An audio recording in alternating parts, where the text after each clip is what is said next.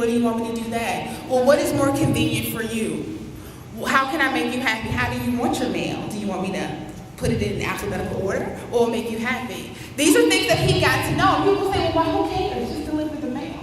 But for him, it didn't matter. He wanted to do the best at whatever job that he was going to do. And so that's what made this particular person write a book about him. It's a real individual.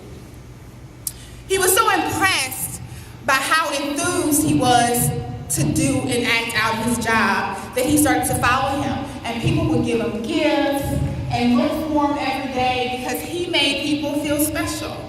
Because he took time out to know about each individual person that he delivered mail to.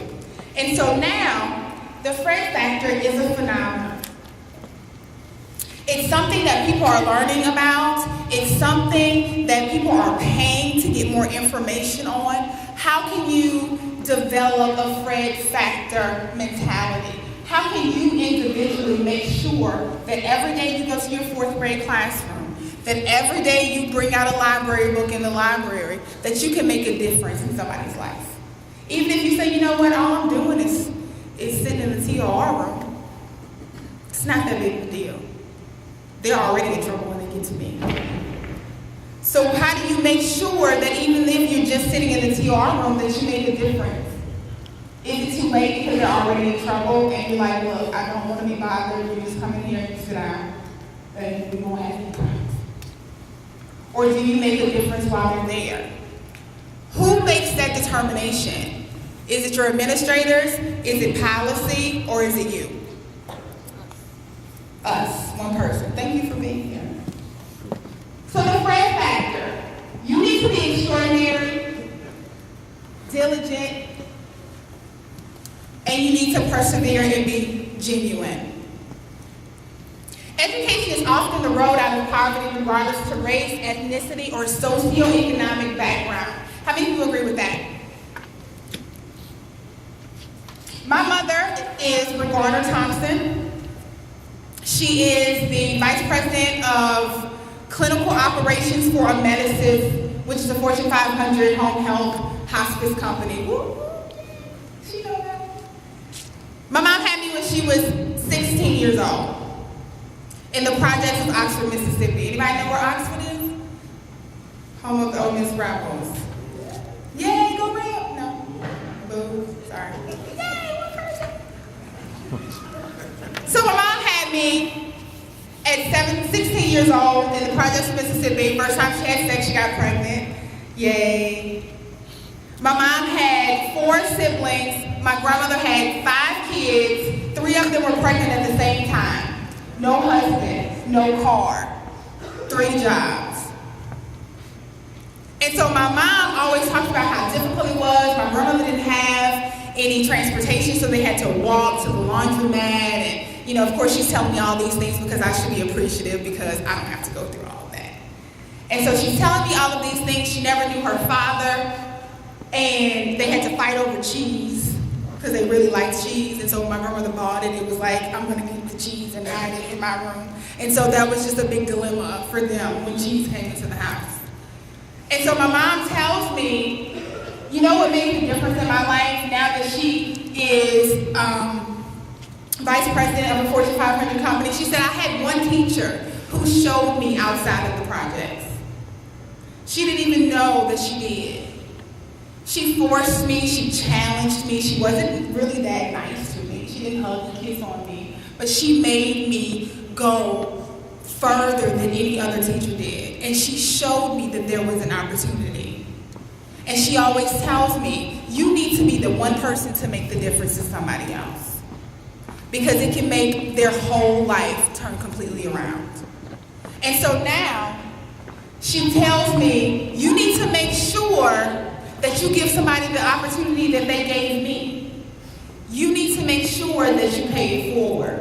And today I'm here to talk to you, to get you to think about, are you that one person that's going to make a difference? Are you going to be the one person that's going to turn somebody's life around through education, out of poverty, regardless of their circumstances? There's nothing more priceless than to let a person know that it doesn't matter what happened. It doesn't matter if you don't know your father. It doesn't matter if you were born into poverty, but you can make a difference and you can start in my classroom. Today can make a difference. And it's difficult in the spring semester because for those who are in high school, you have students who have senioritis. They're ready to get out. They don't care what you're talking about. I don't even really want to be here, ma'am. So they have senioritis. Well, unfortunately, sometimes senioritis starts like in the 5th grade. I don't want to be in school anymore. Dude, you're in the 4th grade. You have a long way to go. So you have your seniors trying to get out, you have your juniors waiting for your seniors to get out, and then you have your other students who are just completely confused about life altogether.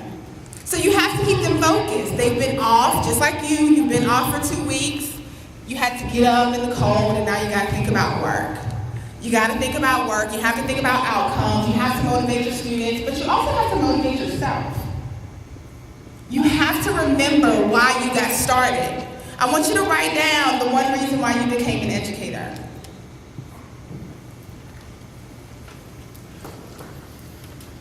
For some people, it might be notable. It might be a little different. For some people, it might be because you needed your student loan paid back.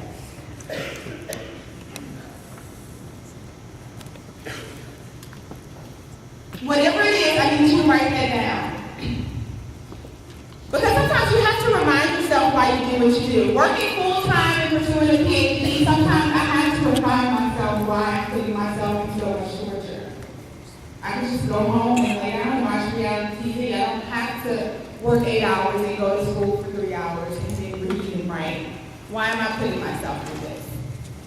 Sometimes you have to remind yourself why you became an educator. And I think being in education is probably one of the most challenging occupations because you have lives in your hands. You have people that you have to mold, that you have to inspire, motivate, and encourage. And sometimes you're the one that needs encouragement.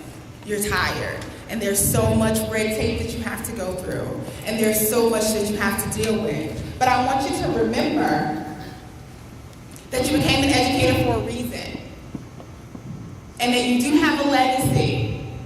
And maybe the teacher that you wrote down in the beginning, the person that inspired you, maybe that's the reason that you became an educator. And I want you to remember these things that you have wrote down on the days that it becomes challenging. There's more to teaching than what's in a curriculum. Teachers show us how the world works, give us confidence, and nurture our talents. There are many amazing things teachers can do for you. The more you know. I want to congratulate you guys on making a difference every day. I thank you guys because I don't have any children, but I would like to have some one day. I guess I just got to find a husband or something. But I want to put my children in public schools. I'm a product of public schools. I don't want to have to pay for it. I believe that education, quality education, should be available for everybody. And I know that I can't do that without you. So I thank you guys, and I encourage you to make sure that you remember every day, regardless of how tough it is, or if it's raining outside and I really don't feel good, I really don't feel like going, I really don't feel like giving 100%, think about that one student that life you truly are changing, and make a difference. You guys have the power to change your life, and all it takes is the power of one person. Thank you.